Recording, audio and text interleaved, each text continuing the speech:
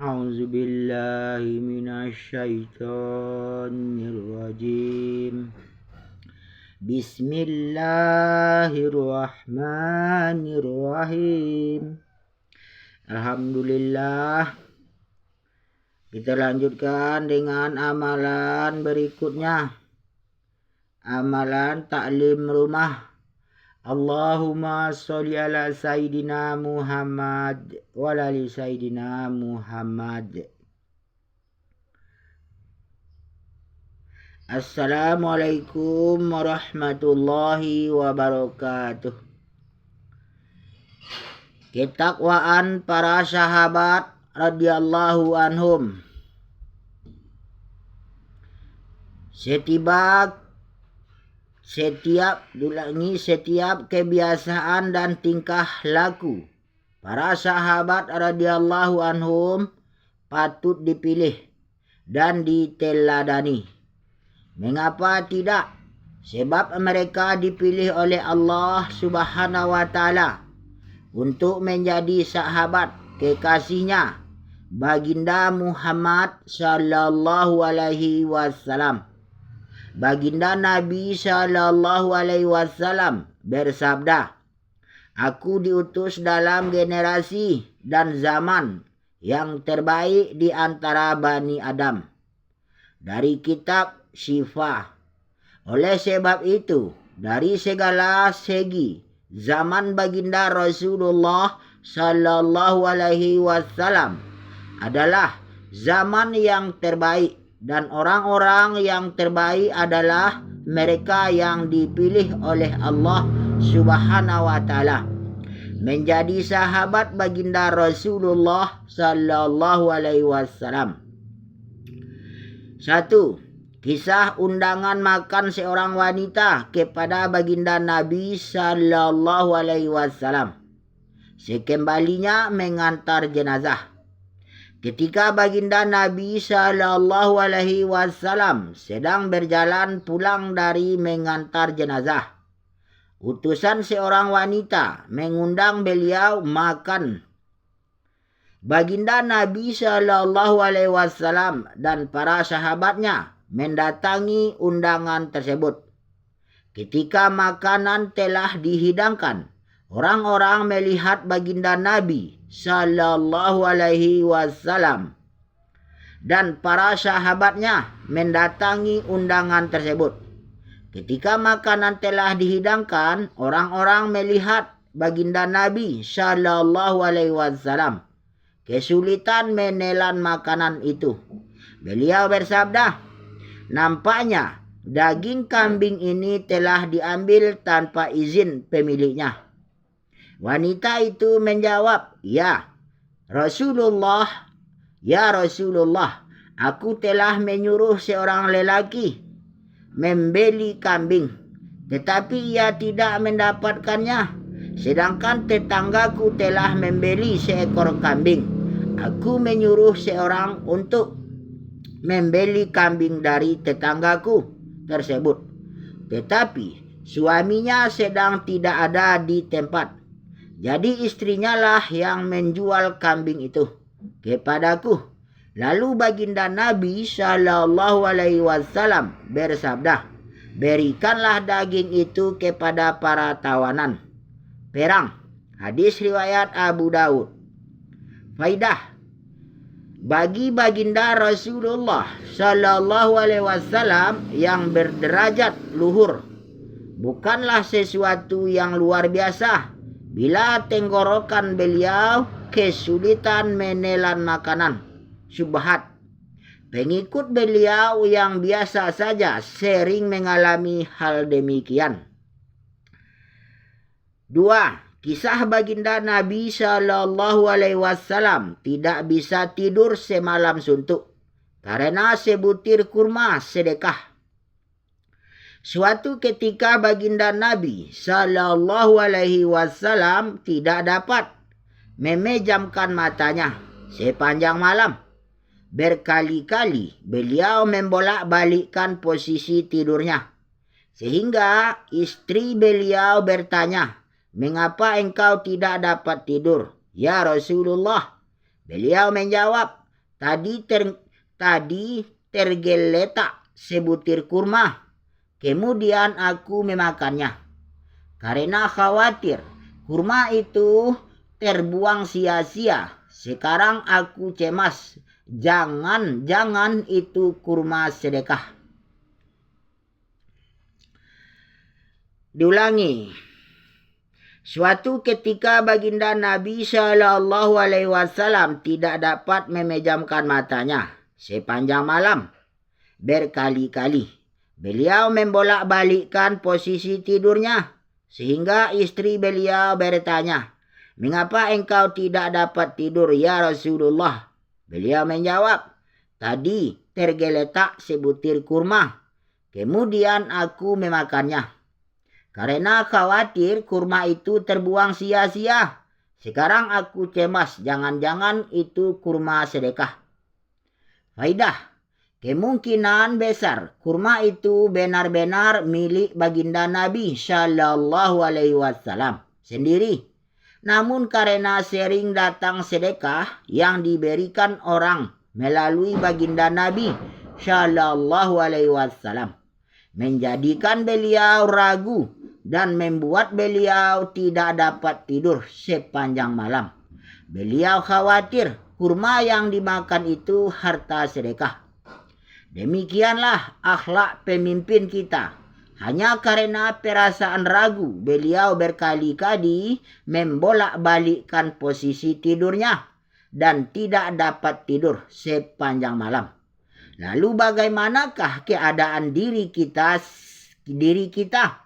sebagai pengikut beliau?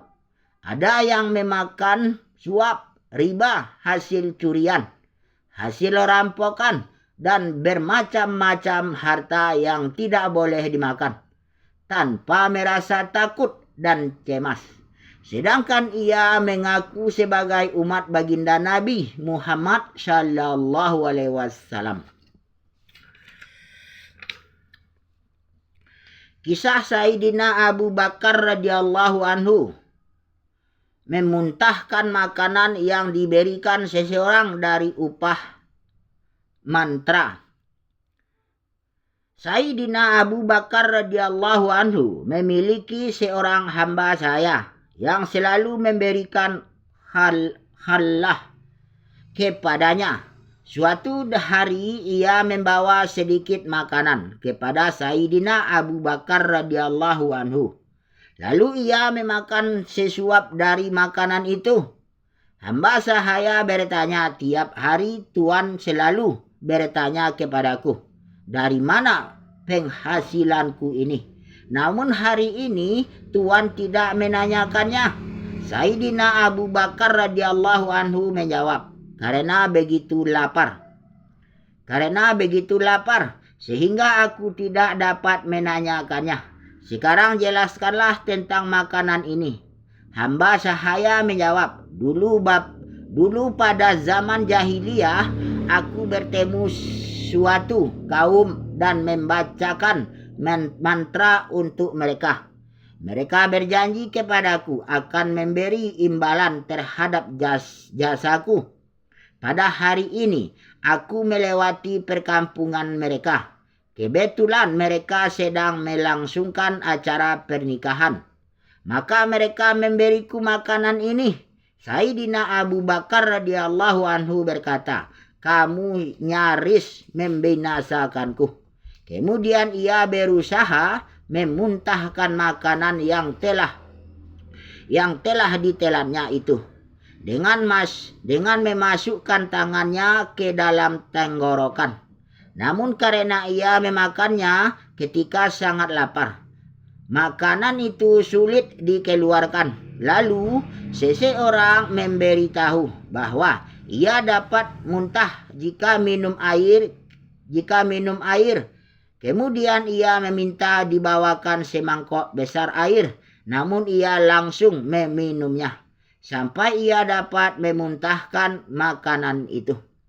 Seseorang berkata kepadanya, "Semoga Allah merahmati engkau. Semua susah payah ini engkau lakukan hanya karena sesuap makanan. Sayyidina Abu Bakar radhiyallahu anhu menjawab, meskipun aku harus kehilangan nyawa untuk mengeluarkan makanan itu, aku tidak akan mengeluarkannya. Aku mendengar baginda Nabi Shallallahu Alaihi Wasallam bersabda, badan yang tumbuh dengan makanan haram, api neraka pantas untuknya. Aku khawatir jika sebagian dari badanku tumbuh dari makanan ini. Dari kitab Muntakhab Kanzul Ummal. Faidah. Masih banyak kisah seperti ini tentang Sayyidina Abu Bakar radhiyallahu anhu.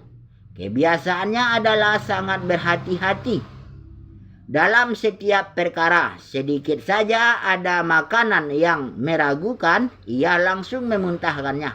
Dalam kitab Bukhari juga terdapat kisah yang mirip dengan kisah tersebut.